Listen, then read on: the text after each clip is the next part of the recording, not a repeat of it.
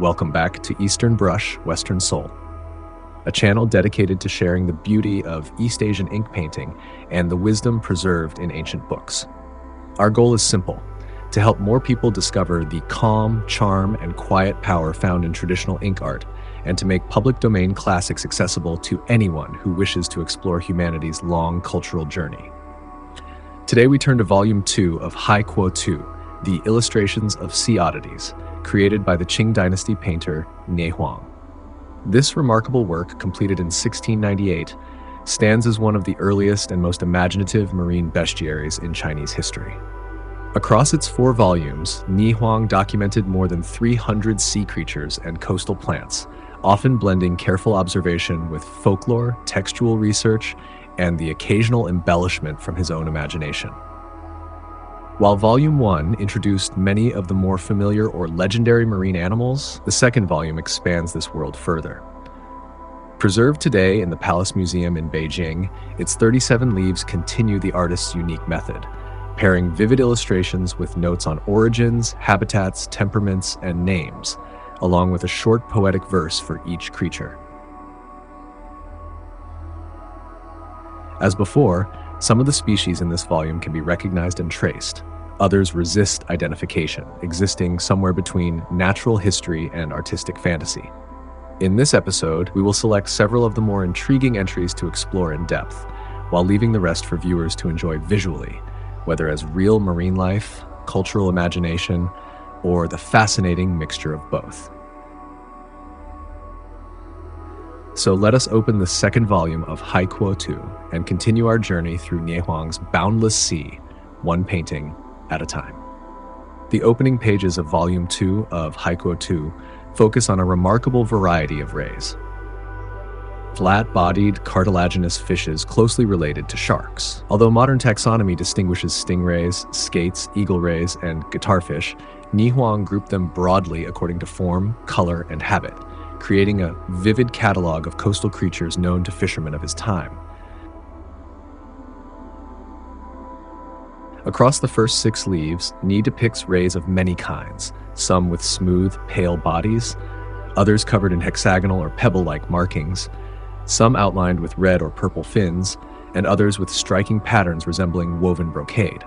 These visual details allowed readers in the Qing Dynasty to identify species through appearance rather than scientific classification, reflecting the observational tradition of early Chinese natural history.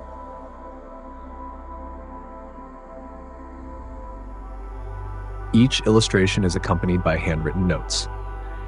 In these notes, Nie records what he learned during decades of fieldwork along the coasts of Hebei, Tianjin, Zhejiang, and Fujian.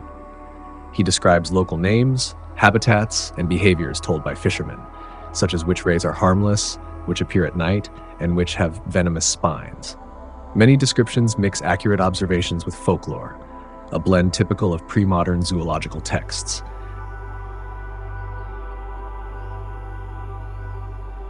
Certain passages mention local gazetteers, such as the Funing Zhouji, which also recorded brocaded rays whose mottled backs resemble woven silk. Other notes explain that some species have no true teeth, feeding instead with flat grinding plates, an observation consistent with modern biology. Yet other entries describe exaggerated or mythical traits, such as unusual strength or the ability to move silently through moonlit waters.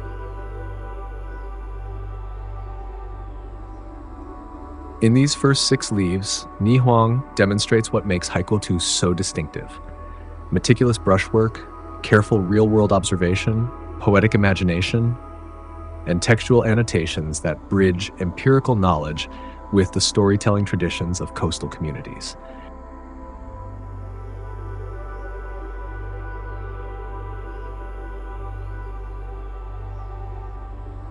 These pages not only introduce us to the diversity of rays known in the 17th century, but also reveal how early Chinese scholars sought to document the natural world through a unique fusion of art, science, and lived experience. One figure resembles the so-called Qing Tusha, blue-headed shark, its body shaded in cool gray-blue tones, and its fins tipped with warm vermilion.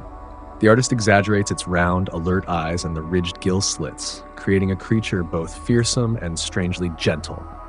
Beside it appears a flat-headed form reminiscent of the Li To Sha, plowhead shark, its elongated snout widening like a shovel. Though the anatomy recalls a ray or guitarfish, Hai Cuo Tu classifies it among sharks, emphasizing its sharp agility and peculiar feeding habits. Another illustration shows a dramatic, long-snouted creature consistent with descriptions of the Jusha, saw shark. Its rostrum, lined with evenly spaced tooth-like barbs, extends forward like a ceremonial blade. The artist highlights its curious combination of menace and awkward charm, its large, pale eyes set wide apart, its body curving with serpentine grace as if navigating silted waters.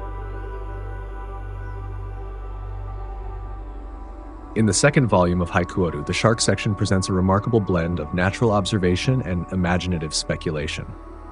These paintings, though rooted in real marine species, render the creatures with a mythic presence, giving each shark a distinct temperament and symbolic identity.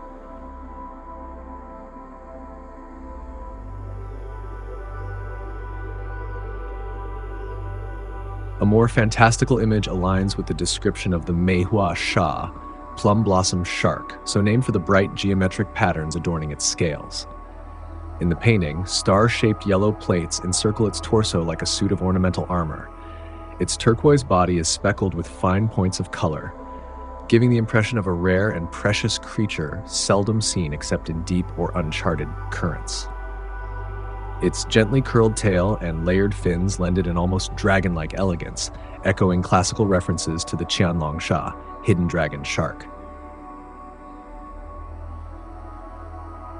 Although these renderings diverge from the forms of modern taxonomy, they reflect the Qing dynasty's attempt to categorize the strangeness of the sea through both scholarship and intuition. Names such as Huang Hun Sha, dusk shark, Mao Sha, cat shark, Shu Sha, rat shark, Hu Sha, tiger shark, and even Bai Sha, white shark, appear in the text as part of a broader attempt to describe behavioral traits, stealth, ferocity, nocturnal movement, rather than exact species.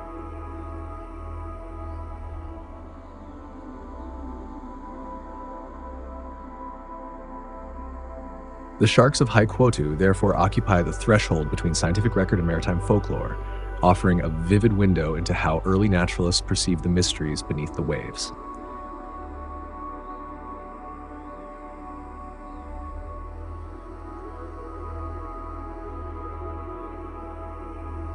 The Illustrations of Ocean Oddities is known for its delicate, vivid brushwork.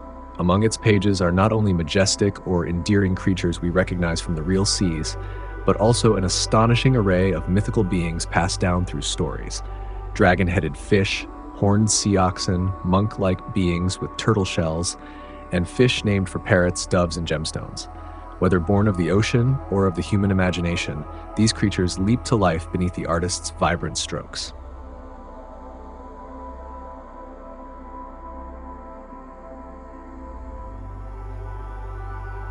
In ancient China, many painters devoted their skill to plum blossoms, bamboo, birds, or landscapes.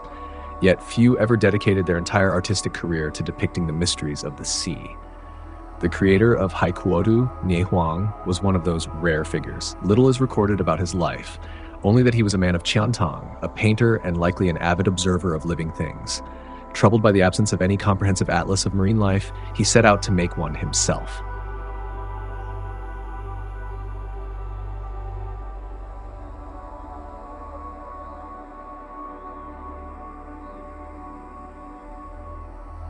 During the Kangxi reign, he traveled across the coasts of Tianjin, Zhejiang, and Fujian, observing unfamiliar species wherever he went. He sketched what he saw, consulted ancient texts, and questioned local fishermen to test the truth behind old accounts. After decades of collecting and comparing, he completed the Illustrations of Ocean Oddities in 1698. More than 300 species appear in its pages, spanning invertebrates, fish, coastal plants, and even curious tales from seaside communities. Each entry carries not only a painting, but notes of inquiry, citations, and a short whimsical verse, giving the work the flavor of early natural history.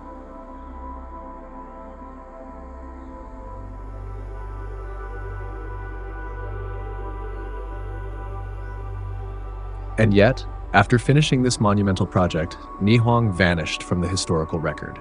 His book, too, disappeared for a time. It resurfaced in the fourth year of the Yongzheng reign when palace archives recorded that the Hai Cuo Tu had been brought into the imperial court. Admired and remounted, it was later listed in the celebrated Shikbaoji.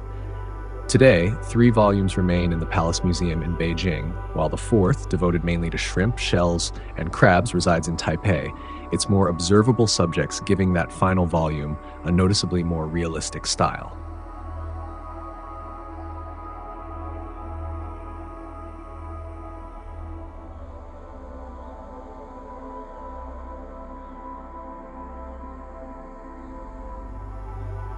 But as we follow the second volume deeper into its pages, a subtle shift becomes unmistakable. The creatures grow stranger. The boundaries between observation and imagination blur.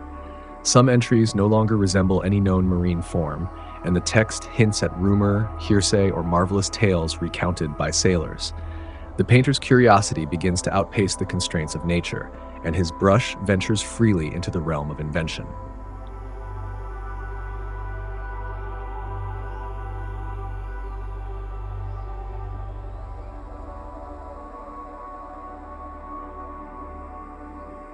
For this reason, the further we go, the harder it becomes to provide precise explanations.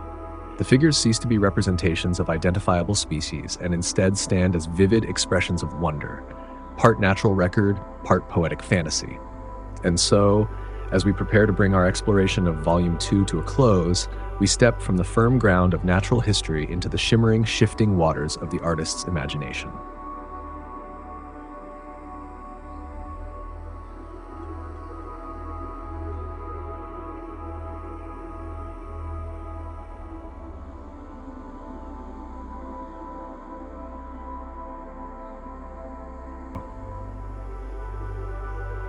Thank you for joining us on this journey through Volume 2 of Hai Cuo Tu.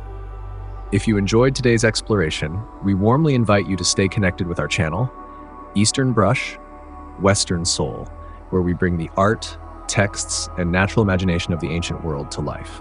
We appreciate your time and support, and we look forward to sharing Volume 3 of Hai Cuo Tu with you in our next episode. See you then.